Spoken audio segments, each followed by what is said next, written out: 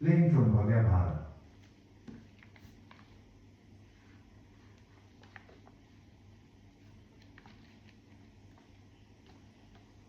भक्ति से भगवान को वश में करने वाले भक्त। हों कहा कहो बनाई बात सब ही जग जाने, करते दोना भयो श्याम सौरभ मन माने, छपन भोग तय पहिल खींच कर माँ को भावे, सिल पिल्ले के कहत कुंवरी पै हरि चली आवे, भक्तन हित सुध विष दियो भूप नारी प्रभु राखे पति, प्रसाद अवज्ञा जानी के पानी तज्यो एक नृपति। श्री रामा जी कहते हैं कि जगन्नाथपुरी के एक राजा ने अपने दाहिने हाथ से प्रसाद का अपमान हो जानकर उसे त्याग दिया, अर्थात कटवा डाला।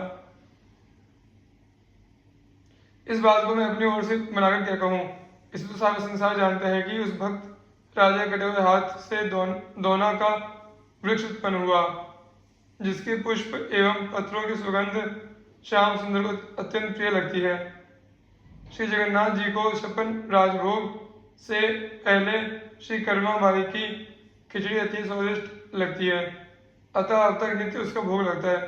हे श्री पिल्ले प्रभु, ऐसा कहते ही दोनों कन्याओं के पास भगवान चले आए। दो राजरानियों ने भक्तों के लिए अपने अपने पुत्रों को विष दिया। प्रभु ने उन रानियों की लज्जा रखी, उनके पुत्रों को जीवित किया। इन भगवानिष्ठ भक्तों का संक्षिप्त परिचय इस प्रकार है। भगवत प्रसाद निष्ठ राजा। श्री जगन्नाथपुरी के राजा की भगवत प्रसाद में बड़ी ही निष्ठा थी, परंतु एक दिन राजा चौपड़ खेल रहा था। इसी बीच श्री जगन्नाथ जी के पंडा जी प्रसाद लेकर आए। राजा के दाहिने हाथ में पासा था, अतः उसने बाएं हाथ से प्रसाद को छूकर उसे स्वीकार किया। इस प्रकार प्रसाद का अपमान जानकर पंडा जी रुष्ट हो गए। प्रसाद को राजमहल में न पहुंचाकर उसे वापस ले गए। चौपड़ खेलकर राजा उठे और अपने महल में गए। वहां उन्होंने नई बात सुनी कि मेरे अपराध के कारण अब मेरे पास प्रसाद कभी नहीं आएगा। राजा ने अपना अपराध स्वीकार कर अन्न जल त्याग दिया।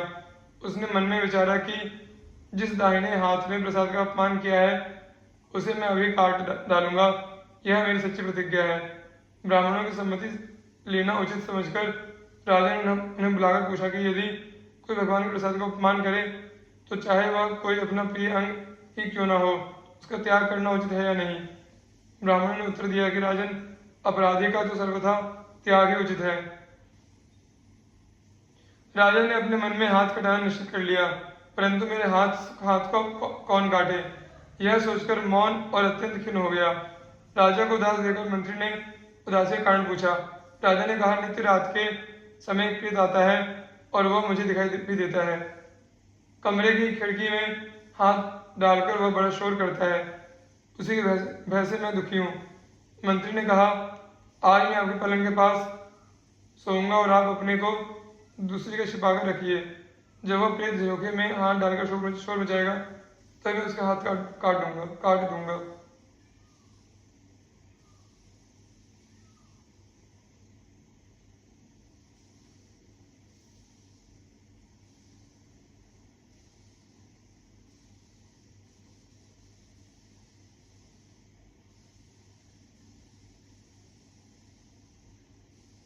सुनकर राजा ने कहा, बहुत अच्छा, ऐसा ही करो। रात होने पर मंत्री जी के पहरा देते समय राजा ने अपने पलंग से उठकर झरोखे में हाथ डालकर शोर मचाया। मंत्री ने उसे प्रेत का हाथ जानकर तलवार से काट डाला।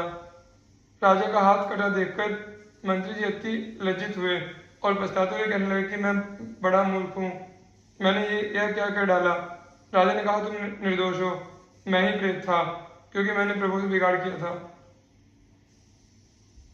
राजा की ऐसी प्रसाद निष्ठा देखकर अपने पंडों से श्री जगन्नाथ जी ने कहा कि अभी अभी मेरा प्रसाद ले जाकर राजा को दो और उसे कटे हुए हाथ को मेरे बाग में लगा दो। भगवान के आज्ञा अनुसार पंडे लोग प्रसाद को लेकर दौड़े। उन्हें आते देखकर राजा आगे आकर मिले। दोनों हाथों को फैलाकर प्रसाद लेते समय राजा का कटा हुआ हाथ पूरा निकल आया, जैसा था वैसा ही हो गया। राजा ने प्रसाद को मस्तक और हृदय से लगाया।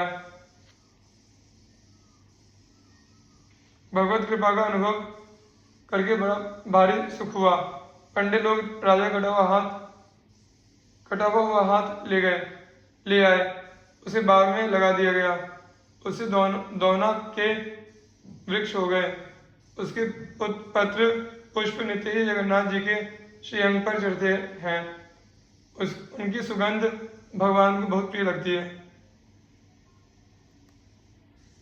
श्री प्रियदास जी ने पुरी नरेश की इस प्रसाद निष्ठा का अपने कवित्वों में इस प्रकार वर्णन करते हैं। प्रसाद की अवज्ञा लय तय तजो नृप कर एक करिके विवेक, सुनो जैसे बात वही है। खेले भूप चौपरी को आयो प्रभु भुक्त शेष, दाहिने में पासे बाएं छुयो मति गई है। ले गए रिसाय के फिराए महा दुख पाए, उठ्यो नरदेव गृह गयो सुनी नहीं है। लियो अनसन हाथ तजो याही छन सब तब साचो, मेरो पन बोली विप्र पूछी लही है। काटे हाथ कौन मेरो रहो गही मौन याते, पूछत सचिव कथा विथा सु विचारिये। आवे एक प्रेत मुँह दिखाई नित देत, निशि डारी के झरोखा कर शोर करे भारिये। सो ढिग आई रहो आपको छिपाई, जब डारे पानी आनी तबही सुकाट डारिये। कहीं नृप भले चौकी देत में घुमायो, भूप डार्यो उठी आई छेद न्यारो क्यों बारिये। देखी के लजानो कहा कियो मैं अजानो, नृप कही प्रेत मानो यही हरिसो बिगाड़िए। कही जगन्नाथ देव ले प्रसाद जावो, वहाँ ल्यावो हाथ बोवो बाग सोई उर धारिये। चले तहाँ धाई भूप आगे मिल्यो आई, हाथ निकस्यो लगाई हिये भयो सुख भारिये। ल्याए कर फूल ताके भय फूल दोना, के जुनित ही चढ़त अंग गंध हरि प्यारिये। श्री कर्माबाई जी। श्री कर्मा जी नाम की एक भगवत भक्त देवी श्री पुरुषोत्तमपुरी में रहती थी। इन्हें वात्सल्य भक्ति अत्यंत प्रिय थी। ये प्रतिदिन नियम पूर्वक प्रातः काल स्नान आदि किए बिना ही खिचड़ी तैयार करती और भगवान को अर्पित करती। प्रेम के वश में रहने वाले श्री जगन्नाथ जी भी प्रतिदिन सुघर सलोने बालक के वेश में आकर श्री कर्मा जी की गोद में बैठकर खिचड़ी खा जाते। श्री कर्मा जी सदैव चिंतित रहा करती थी कि बच्चे के भोजन में कभी भी विलंब न हो जाए। इसी कारण वे किसी भी विधि विधान के पचड़े में न पड़कर अत्यंत प्रेम से सवेरे ही खिचड़ी तैयार कर लेती। एक दिन की बात है, श्री कर्मा जी के पास एक साधु आए। उन्होंने पवित्रता के साथ खिचड़ी तैयार करके भगवान को अर्पण करते देखा। घबराकर उन्होंने श्री कर्मा जी को पवित्रता के लिए स्नान आदि की विधियां बता दी। भक्तिमती श्री कर्मा जी ने दूसरे दिन वैसा ही किया, पर इस प्रकार खिचड़ी तैयार करते उन्हें देर हो गई। उस समय उनका हृदय रो उठा, मेरा प्यारा श्याम सुंदर भूख से छटपटा रहा होगा। श्री कर्मा जी ने दुखी मन से श्याम सुंदर को खिचड़ी खिलाई। इसी समय मंदिर में अनेकानेक घृत में पकवान निवेदित करने के लिए पुजारी ने प्रभु का आह्वान किया। प्रभु झूठे मुंह ही वहां चले गए। पुजारी चकित हो गया। उसने देखा उस दिन भगवान के मुखारविंद में खिचड़ी लगी है। पुजारी भी भक्त था, उसका हृदय क्रंदन करने लगा। उसने अत्यंत कातर होकर प्रभु से असली बात जानने की प्रार्थना की। उत्तर मिला, नित्य प्रति प्रातः काल में कर्माबाई के पास खिचड़ी खाने जाता हूँ।